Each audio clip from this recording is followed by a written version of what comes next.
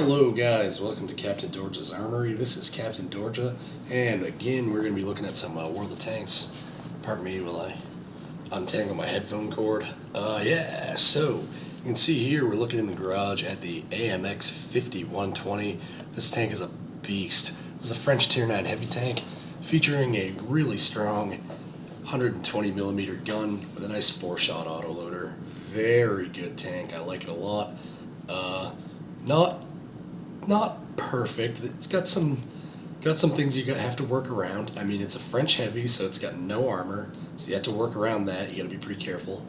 Some other huge problems this tank can encounter is it has really limited gun depression and elevation. A couple of days ago, I played a battle with some QSF guys on mines, and the enemy team had like no medium tanks. So I tried to go up onto the hill from the side that like it's easy to get up onto the hill from, and I made it up to the hill, but I couldn't depress my gun far enough to defend myself, and I got detracked and murdered in about 4 seconds by 2 guys in IS-3s. And so I died without doing any damage, and it really sucked. So the gun depression on this thing, definitely a problem. Another problem with this tank is that it's really big. Like, it's really tall, and it's got big sides, it's got a big turret, lot of target area to shoot at. So I just want to pull out some other heavy tanks that I have and kind of do like a size comparison. So here's the 5120. That's a T-34. Really big tank. T-34 is a big heavy tank. You know, 110, compare the size with a 110. It's a lot bigger than a 110. T110E5. The 5120's, you know, a little bit bigger than the T110E5. And except for the T-34, which is like a slow heavy tank. I just kind of want to compare this in size to other fast heavy tanks, because a lot of the time your job in a 5120 is going to be to roll with these fast heavy tanks and give them burst capability while they give you survivability. So you can see the 5120, a lot bigger side aspect than the 5100 because of the giant turret, and it's got quite a bit bigger frontal area as well. And then obviously the IS-3 and the IS-8, IS-7, you know, much smaller than the AMX 5120. And that can be a problem as well, because say you're rolling into battle and you're being backed up by an IS-7 and an IS-8, and you want to use those guys as a meat shield to do damage. You're so much taller than them that if you don't keep hard cover between you until it's time to come out and fire, enemy tanks will just shoot over those ISs and kill you. So you gotta watch out for that. So the giant target, I would actually say the giant target of this tank is its biggest single weakness. Then depression, and then lack of armor. Lack of armor is not really that big of a weakness. Take a quick look at the gun. It's 120mm gun, SA-46. Good gun. Use the same gun on the Tier 10, the AMX 50B. 4 shots in the magazine, 3.3 second aiming time, which is long.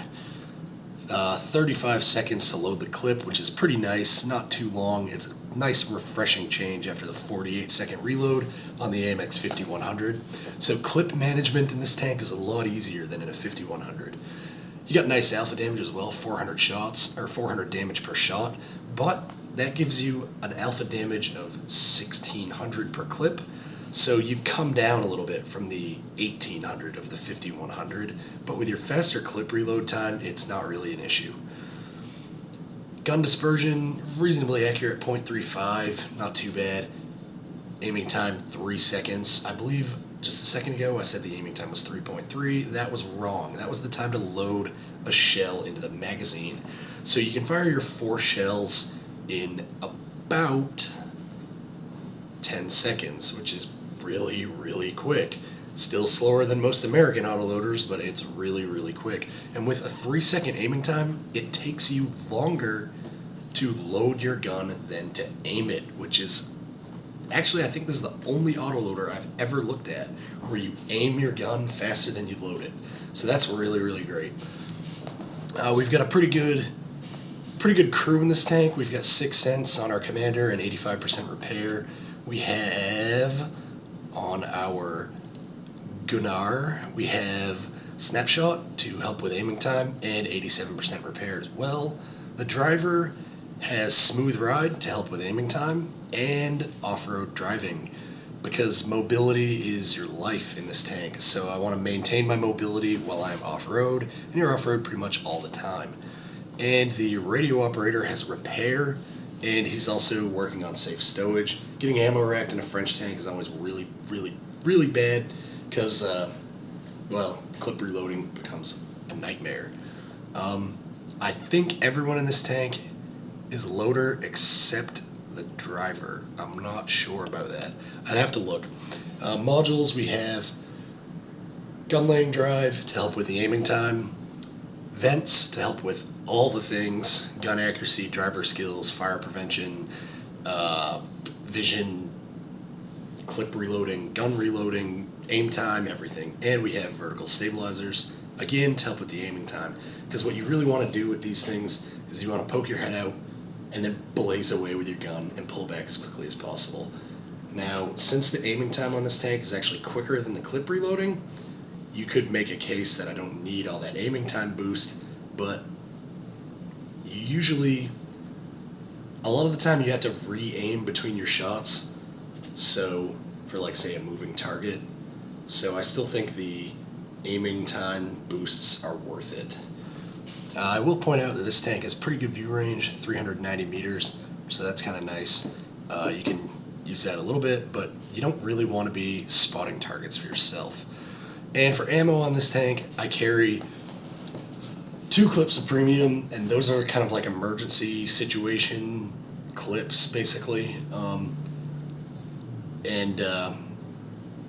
The rest is standard AP. I don't carry any HE with my autoloader tanks because I'm never going to load an HE clip with these things.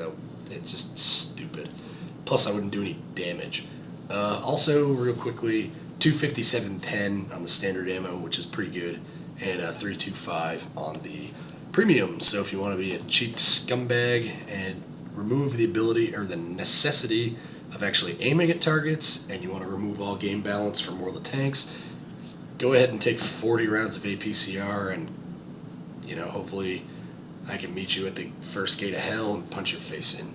So anyway, gold rant aside, let us move on real quickly to the other vehicle in question, because this is a double feature.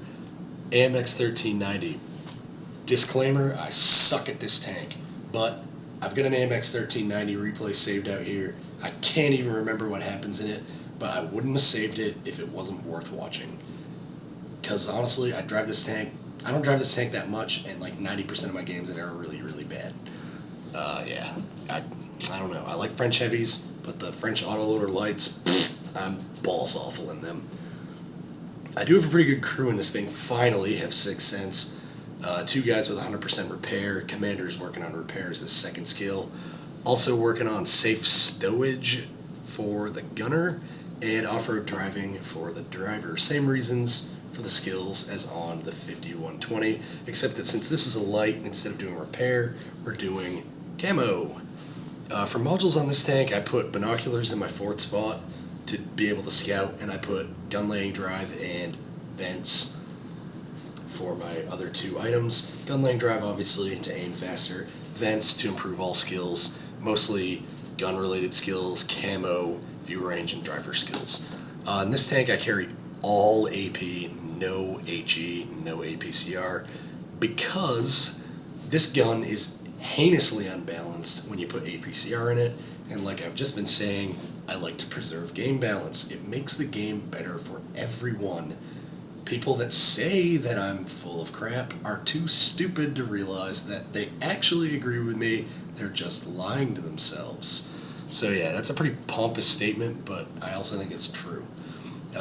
This gun is pretty good without using premium to just ruin all semblance of balance. 6 shells in a magazine. You have quite a brutal clip reloading time. So clip management in this tank is pretty important. 42-second clip reload. Time of loading the shell, 2.73 seconds, which is really fast, but we have an aim time of 3 seconds, so you gotta watch yourself, because you can fire the gun before you're aimed, and then you will miss. 170 pen with standard AP, and this is not a heavy tank, this is not a medium tank, this is a light tank. So you've got to expect that your brute force gun statistics like penetration aren't going to be quite as well, and you know, you play this thing like a sneaky bugger, not like a battle tank, so you don't need brute force penetration. And basically, if you find yourself needing brute force penetration, you're either going up against some insanely tough tanks, which you do go up against all the time, or you're doing it wrong. Occasionally, you do need brute force pen, but it's pretty rare. And damage, 240 per shot, which gives you quite a substantial amount of alpha damage in a clip of this thing.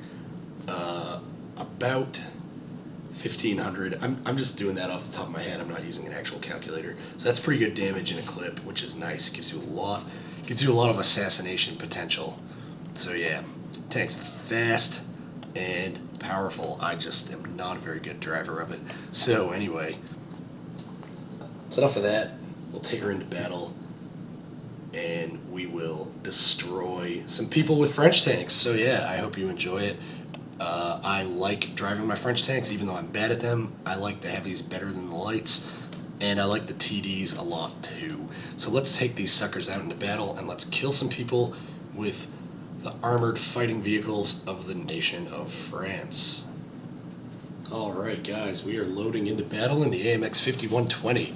Tier 9 French autoloader heavy tank, and you can see that we are on Ensk, and XVM's giving it a pretty even matchup, so you know, we don't have to expect to carry the weight of the entire team, but we also can't just play fast and loose or we'll die and lose. So yeah, tier 10 battle. The enemy team have an AMX 50B, an IS-7, an Object 140, the Mighty Jaegeru, and a Batchat 155-58. Pretty much the rest of the team is tier 9s, 3 nasty tank destroyers, 2 tier 9 arties, and a couple of tasty tier 8 garnishes. Our team, similar composition, a Batchat 155-58, a Death Star, a 268, and an E4, a Batchat, and a 50B, as well as 3 nasty tier 9 TDs, 2 nasty tier 9 arties, and 2 tasty tier 8 garnishes. So we're taking the AMX 5120, and we are heading to the center of the map. This is not something I do very often. I usually avoid this area as kind of a death trap. We've spotted a T-54, and he's pulled back. We're not even loaded yet, so we couldn't have fired at him anyway. We've got this 268 overwatching with us, so that's good. Got a lot of firepower here, sitting to destroy things in the middle. There's a T-30, and I think a Waffenträger Panzer IV behind us as well. So we have a lot of DACA aimed down this middle alley. By now, no one's probably going to be stupid enough to come down it, or else they already would have. I don't come to the middle on Ensk very often, because for one thing, I think it's sort of a death trap if anyone's here to kill you, and also because I tend to not really know what I'm doing there, and I usually stick to places where I know how to fight, because I do better when I know what I'm doing. So here we have a tasty Carnarvon, and we fire one shot into him and ammo rack him for 1,100 damage. So that was awesome. We fired one shot, killed one guy, and done 1,100 damage. So that was awesome. 700 bonus damage right there. And I will be pulling out a handy dandy calculator to keep track of the bonus damage. Now, because I love bonus damage. Now we have 3 shells left in our clip, but there's a lot of stuff overwatching that area of the map, so I'm going to try and be sneaky again in the middle over here. I know that T-54 was last spotted around here. Haven't seen anything else over here. I don't really want to be mixing it up over there with all the real heavies. I like to play... I really like playing these French heavies in urban maps because there's a lot of cover and a lot of ways to be sneaky, if you ask me. Now we've got this 704 in the side. We should be able to finish him off, and we do. We put 2 shells into him, finish him off, and we go for the reload. With only 1 shot left and no one pushing me, I decided it's a good time to reload. Reload on this tank is not super long, so you don't have to be amazingly careful with your reloads. You just have to be careful. Now, just because we're reloading doesn't mean we can't reposition. I'm taking a risk with all the artillery in this game sitting right here, but I'm not spotted, so I feel pretty safe doing it. And we're looking for shots on this T-30. We don't see any, so I go for some ambushes on guys poking out of the alleys, but no one is poking, so we don't get any shots. Now I fire one into the T-30 and bounce, which was unlucky. But luckily for me, the T-30 is not carrying the 155mm gun, and now we're using this statue as cover while our 50B moves into position. We bounce off the T-30's commander hatch, which was unfortunate, but our second one goes in. Kind of a low roll on that second shot, only 300 damage, but the T-30's dead, that's all that matters. We are cleaning up this match, it's 9-1, and at this point I realize it's 9-1 and I'm in a French tank. It is time to go Marauder mode. That will be awesome. So, time to start marauding with the 5120. Let's put my speed to good use, get around behind all these big stupid heavy tanks as we reload our gun. Now, like I said, just because we're reloading doesn't mean we can't be repositioning. And we are repositioning to come in, hopefully, behind this Jaegeru. Now, the Jaegeru right here is backing himself into a corner. Probably a really good move. Let me just, pardon me while I finish off that 50B. Now, like I said, the Jaegeru's backing himself into a corner, but I just heard him fire, so I'm going for him. First shot sets him on fire. Second shot bounces off his lower plate. Third shot through his side, sets him on fire again. More bonus damage. Now, he did use a premium fire extinguisher to put the first fire out, but it didn't matter because we ended up getting him for about 600 more bonus damage. And again, we find ourselves reloading. Now, if I just put my second shot through his side instead of his lower plate, probably would have got a kill on that guy and done 400 extra damage. So that was a little sad, but not too big of a deal. Now, the Conqueror is spotted. He's AFK. He's the last guy alive. More bonus damage time. Let's see if we can unload a full clip into him. 2, 3, 4 shots into the Conqueror. AFK Conqueror. 4 shots right up his butt for another 1600 bonus damage. And that is the game. 5789 damage done to the enemy. 3 kills. Out of that, we had 2891 bonus damage. That is awesome. So post-game stats, we can see that was a mastery badge, and there was a special event on the North American server at the time, so we got 3 times experience for our first victory for 5,700. That's not a world beater, but it is quite good. 5,700. That means we got almost 2,000 experience. So that's nice. That's nice. That's nice. And we made 74430 credits, and we got a high caliber medal. So let's take a quick look right here. We put 2 into the 704 for 750 damage, 2 into the T-30 for 686. We put 2 into the Yag E100 for 1382, thanks to all that fire damage. We put the kill shot into the 50B for 266. We put 1 into the Carnarvon for 1100 in the ammo rack. That was nice. And we put 4 into the AFK Conqueror for 1601.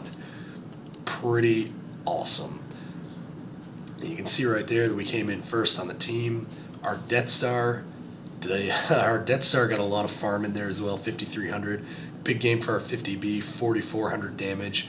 Pretty good game for the Batchat, 2300. I mean, that was just an absolute rape train. I'm trying to stop using the word rape like that, but there's not a lot of other ways to describe a battle that one-sided. It was an absolute curb stomp. How about that? We fired 15 shots, all 15 hit, 12 of them penetrated. We bounced one off the T-30's hatch. We bounced one off the Jaegeru's lower plate. And I don't know what the other one bounced off of, but it bounced off of something. I think I bounced 2 off the Jaegeru. No, I didn't. I only fired 3 shots at him. Anyway, whatever. Well, we bounced 3 shots. Doesn't matter. 49,000 credit profit. That is really nice. Because one thing that sucks about the 5120 is because its shells are pretty expensive and you fire a lot of them in a game, you have to have a good win to make much money in this tank. And because we got so much bonus damage in that match from ammo racks and fires, that was getting us a lot of money without having to spend any. So we were able to turn a tidy profit on this tank. This tank's like the E50. The E50, if you lose, you have to do like 6k damage and 9 kills, or you'll lose money in that tank. The 5120, if you win and you don't have a good game, you're going to break even with a premium account. So, and that's firing no premium shells.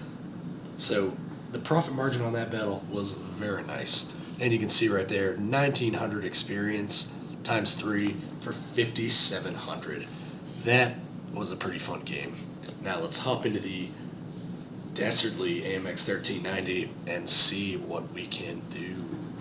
Alright guys, we are loading into battle in the AMX 1390 Tier 8 French light tank. And again, you can see that we're on Ensk. I really like the map Ensk. It's one of my favorite maps in the game for any tank in the game. And you can see we're in a Tier 9 match. There's only 2 Tier 9s on the enemy team though, one E75 and one AMX 5120. Our team's got a Conqueror and an M103. And there's quite a lot of Tier 7s, not that many Tier 8s. And it looks like our team is pretty strong. Most of our better players are in lower tier tanks, so this could be interesting. Now, a lot of people on this map would... oh, my frickin' over target markers are screwed up. A lot of people on this match would decide to stay in the field and spot, but I'm a really bad 1390 scout driver, and at the time I don't think I had 6th sense. I would much rather use this tank in a light attack role than in a scout role, especially on a map like this where I absolutely love fighting in the city, and on an encounter map where a lot of the real action happens on the other side of the map. We can utilize the speed and the terrain to do some good ambush work. That's the plan anyway. Now if I fire at this guy, he'll spot me, but I'm also totally alone, which kind of sucks. So we're holding our fire, just keeping an eye to see if anything's going to come down this back road. And I'm actually going to pause real quick right now and change my over target markers because it drives me crazy when they're wrong.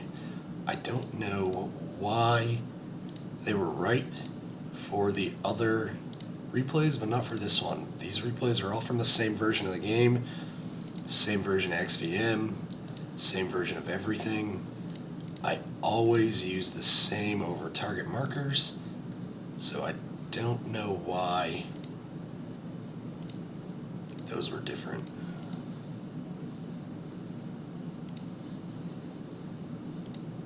Yeah, no idea what the deal was with that, but right, now that that's fixed, resume battle. So that Aufklärungspanzer Panther is still sitting there. He's doing the same thing that I'm doing, except he can't see me. I can see him, he can't see me. I think he's getting annoyed by the fact that he can't see me and I can see him, because he keeps backing out and trying to take a new position where he won't be spotted, but it's just not going to happen. Now this truck is in my way. I would like to get it removed, but I'm not going to fire a shot, reveal my position, and lower the amount of ammo in my clip. So I'm just going to have to deal with that truck being there. Now we saw that Jagdpanther drive up onto the building and instantly retreat. Probably retreated because he got spotted by me and he didn't want to be spotted, so he just bailed out. Now, I've decided that a lot of the enemy team has been spotted on the other side of the map. Not that much stuff has been detected over here. We're going to make a YOLO run, and then, oh god, we see an E75. Now, I didn't fire at that E75 to damage him. I fired at that E75 to suppress him, which sounds stupid because there's no way I can damage him from the front. Why would it suppress him? Basically, my goal is that I'll fire shots like that, hoping that the smoke cloud from my gun will make them miss. I'll fire shots like that, hoping to hit their tank and rock it as they try to aim, throwing off their aim. Stuff like that. So right there, we lose our driver and take 2 hits from that Yag Panther, but we put all of our shells into him and kill him. So honestly, that was a stupid trade, but I don't care. Frankly, I don't care. What really sucked is that I took a 236 damage hit from that, or 326 damage hit from that IS. That's what really sucked. But we're reloading, and oh god, another IS. Juke, try to juke him out. Oh my lord! Drive through the middle of them before they can react. It's like the Battle of Endor. Just swerve through the center of the enemy and hope that you're too quick for them to come around. And amazingly, it actually worked. Now we're running from the Super Pershing. His tank's so slow that running from him should be pretty easy. We're going to try and come up behind this IS and kill him. That's our goal. So here we go. We got the IS-2 in the back. Put 1 into him, and our Borsig finishes him off. Now I know there's an E-75 down there, and I don't know where that Super Pershing's going, so I'm bugging out. I would rather run this way. And we dodge the ram from the Elf Panther. I turn on auto aim to shoot at this guy as I try to evade, and I accidentally get myself caught in a place where I don't know the terrain, and I die. So not the best game ever. Definitely not an example of good 1390 play. I gave all my health for like pretty much a pointless kill, and then I died to an Elf Panther because I always forget where the entrances and exits are to these 2 building clusters that are right here. I've been playing World of Tanks now for like 4 years. I've been playing Ensk since day 1, and I still forget where the entrances and exits are to those 2 building clusters. And because I thought the entrance was in front of me, I made a right turn and ended up dying like an idiot to that Elf Panther. But even though that was not really a very good game, like definitely bad 1390 gameplay, it was really fun. Just when I turned into that alley there to dodge that IS-2 and ended up going between an E-75, a Super Pershing, an IS-2, and I feel like there was one other guy there. I was just like, oh, like, oh my god, maybe if we drive right through them, they won't notice. Like, it was sweet. So I had fun in that battle, and I think we win, but I'm gonna just end it right here and skip to post-battle results. So, right, there we go, post-battle results. Yeah, we win that battle, and that was not my double, but I still got 1,093 experience. Honestly, didn't really do that much in that battle. We put a bunch into the Yag Panther, full health to 0, 850 damage. We put 1 into the IS-2 for 423, and we put a bunch into the Elf Panther for 700 damage.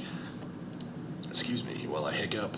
Third in the team in damage, 1797. But like I said, that wasn't like a damage dealing battle. That was just a fun battle. Our T-29 actually came out on top with almost 2,200. Good battle for him. Tier 7 in a game with Tier 9s. The enemy E-75 played a strong game, but in the end he was overwhelmed and defeated.